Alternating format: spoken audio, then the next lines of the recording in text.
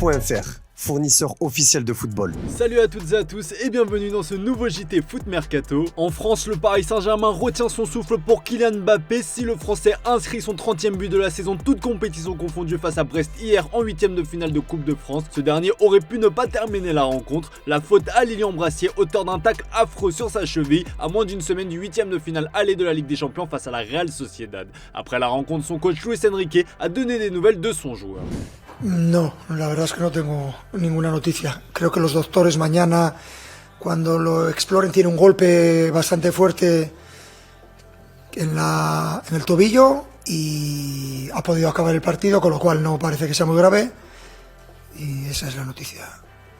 Esas son las noticias que tengo. Si les premiers retours étaient plutôt rassurants, son état de santé inquiète malgré tout en interne. RMC Sport explique qu'il est resté très longtemps dans les vestiaires hier après le coup de sifflet final pour que sa cheville soit examinée de plus près. Le média français ajoute que le staff de Luis Enrique veut rester prudent avec la star française à quelques jours d'un rendez-vous capital. En Espagne, son état de santé est aussi surveillé de très près. L'un des chroniqueurs d'El Chiringuito en plateau hier s'est interrogé sur ce qui se passerait si jamais le joueur de 25 ans se blesse gravement alors qu'il doit signer à Madrid. Les caméras de la célèbre émission espagnole avait même des journalistes présents au congrès de l'UEFA pour attendre Nasser Al-Khelaifi afin de lui soutirer des informations. À la question comment va Mbappé lancée par un journaliste, le président parisien a répondu « Et vous, comment allez-vous ?» Ce sujet passionne de nouveau en Espagne, bien que la blessure de Mbappé est encore très incertaine. Il a quand même terminé la rencontre et a été décisif sur le but de Gonzalo Ramos après un gros rush en solitaire. Une chose est sûre, tous les supporters parisiens tremblent. Sur les réseaux sociaux, le défenseur brestois a été notamment pris pour cible, des insultes racistes dans son dernier post Instagram qui sont évidemment à condamner. Son attentat sur la star française a aussi révolté les internautes sur X, voici une petite sélection. Cette histoire a pris des proportions énormes et le principal intéressé est revenu sur son vilain geste et a tenu à s'excuser au micro de France Bleu Brest-Isel.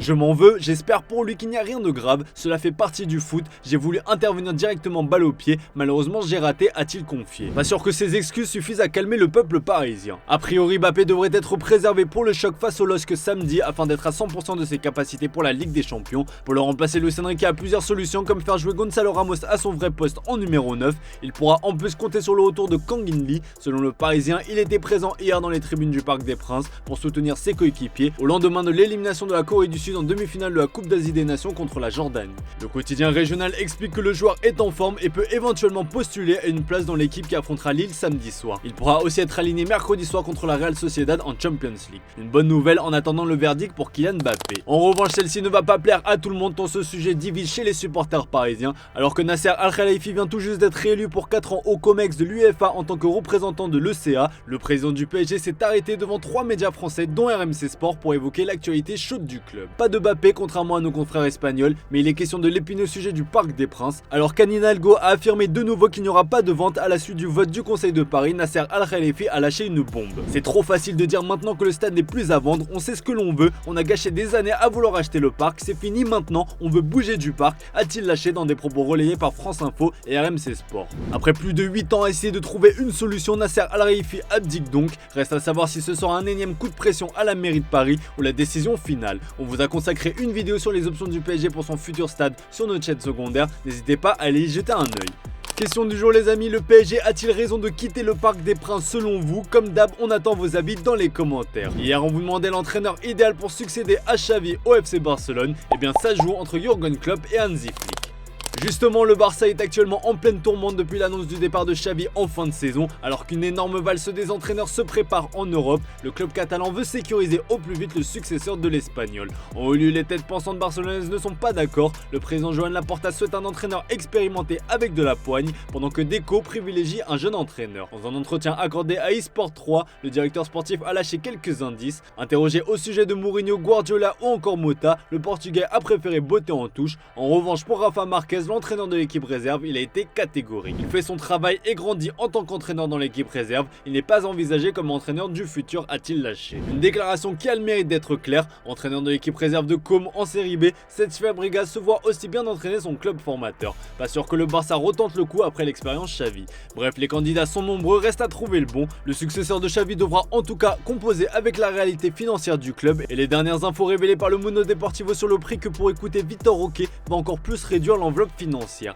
Le transfert sec du Brésilien est estimé à 30 millions d'euros payables en tranche de 5 millions d'euros tous les 6 mois. Le média rappelle qu'il a également 31 millions d'euros en variable. 25 millions d'euros concernant le fait de voir Vitor Roque jouer plus de 50% des matchs de son club au cours des 5 prochaines saisons. Le Barça devra aussi débourser 5 millions d'euros supplémentaires si le Brésilien fait partie des 3 finalistes pour le prix The Best de la FIFA, et enfin 1 million d'euros en plus si le joueur remporte le Ballon d'Or. Bref, chaque million compte pour le Barça, il n'y a pas de petites économies. À l'étranger, enfin à moitié, puisqu'on va vous parler d'Hugo Ekitike qui retrouve enfin le plaisir de jouer au football du côté de l'Eintracht Francfort. Prêté avec option d'achat, l'attaquant français a même déjà disputé son premier match sous ses nouvelles couleurs. Des premières minutes intéressantes, même si un point inquiète déjà son nouveau club, c'est sa condition physique. Il fallait en même temps s'y attendre. Ekitike n'a pas joué pendant 6 mois, sa dernière apparition officielle remonte à début août, c'était contre le FC Lorient en Ligue 1. Ce jour-là, il avait disputé seulement 9 petites minutes. Les premiers retours sur la forme physique du joueur ne sont pas positifs selon la presse allemande. Les premiers entraînements à Francfort ont aussi montré qu'il avait des problèmes musculaires. Bild précise que pour éviter une blessure, il ne peut pas beaucoup jouer actuellement, seulement 15 petites minutes. Mais Francfort s'attendait plus ou moins à cela et n'accable pas le joueur. Le quotidien allemand explique que l'attaquant a essayé de se maintenir en forme à Paris, où il ne pouvait pas utiliser la salle de musculation du club comme il le voulait. L'Eintracht veut donc y aller en douceur avec sa recrue hivernale et lui donner petit à petit plus de temps de jeu selon l'évolution de sa forme physique. Ce sera en tout cas plus qu'au Paris Saint-Germain. Au Real Madrid, Toni Kroos va être confronté à 2 grosses décisions qui vont décider de la suite de sa carrière, comme l'indique Relevo. La première concerne son avenir en club. Le Real Madrid lui a proposé une année de contrat supplémentaire et le journal indique que le milieu de terrain allemand envisage sérieusement de l'accepter. S'il venait cependant à dire non, ce serait la retraite puisqu'il ne souhaite jouer pour aucun autre club et veut vivre son après-carrière à Madrid. Puis il y a la question de la sélection. En juillet 2021, Toni Kroos avait annoncé mettre fin à sa carrière internationale et maintenant il songerait tout simplement sérieusement à revenir pour disputer l'Euro 2024 avec l'Allemagne. Les prochains mois risquent donc d'être décisifs pour le joueur de 34 ans. Son ancien coéquipier Isco est catégorique en tout cas à son sujet. N'arrête pas, laisse-nous profiter de ton football encore 2 ou 3 ans, a-t-il commenté sur Instagram.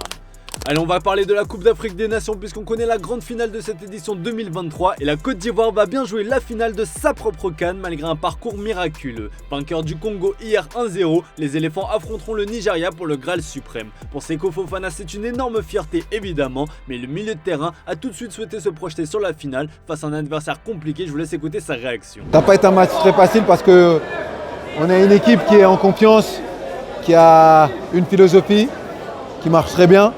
Mais je pense que nous, voilà, à nous de récupérer bien, de bien nous préparer. Et je sais que voilà, face au Nigeria, le premier match qu'on a joué, ça s'est joué sur des détails.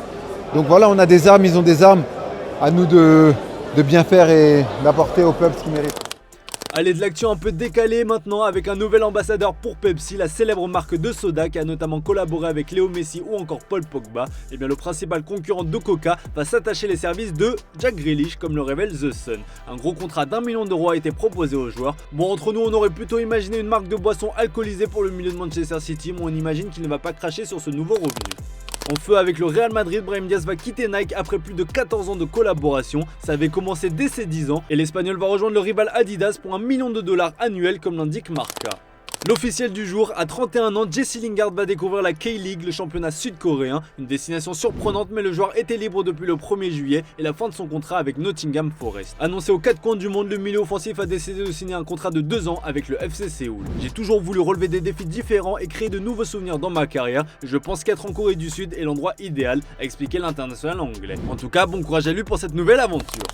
Allez, comme d'hab les amis, on se quitte avec l'image du jour. Blessé depuis octobre, Neymar profite de son temps libre au Brésil pour s'essayer dans différentes activités. Dernièrement, il a rendu visite à son premier club, Santos, qui évolue aujourd'hui en 2e division brésilienne. Le Ney a reçu un accueil très chaleureux, un retour qu'on pourrait même qualifier de triomphal. Je vous laisse mater ça les amis, je vous souhaite une excellente soirée et à demain pour un nouveau JT sur Foot Mercato.